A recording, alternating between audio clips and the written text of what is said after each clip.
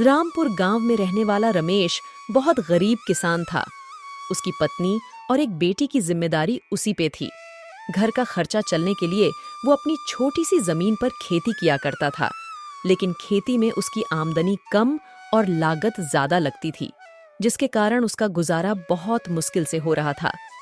एक रोज उसकी पत्नी कविता कहती है, सुनिए जी, खेती करने से कोई फायदा नहीं हो रहा। आप कोई और काम क्यों नहीं करते? कविता, सब्र रखो, सब ठीक होगा। वैसे भी मुझे खेती के अलावा और कोई काम कहाँ आता है, और इस बार मैं अपने खेत में फूल गोभी की खेती करूंगा। सुना है बाजार में फूल गोभी के दाम बहुत अच्छे मिल रहे हैं। रमेश इस बार फूल गोभी की खेती करने के लिए गांव के एक सेठ से पैसे उधार लेता है और बहुत मेहनत से काम करके अपने खेत में फूल गोभी उगा लेता है। पर फूल गोभी उगते ही उसमें कीड़े लग जाते हैं, जिसकी वजह से फूल गोभी की फसल खराब हो जाती है। हे भगवान, मेरी सारी खेती पर पानी फिर गया। इसके लिए मैंने इतना कर्जा लिया था, अब मैं क्या करूं?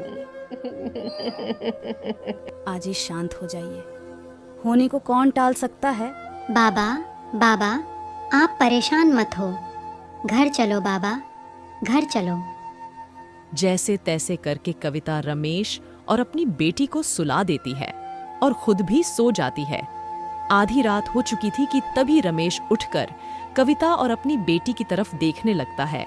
रमेश उन दोनों को आखिरी बार देखते हुए घर से बाहर निकलकर रात के अंधेरे में गांव की नदी में छलांग लगाकर खुद को खत्म कर लेता है।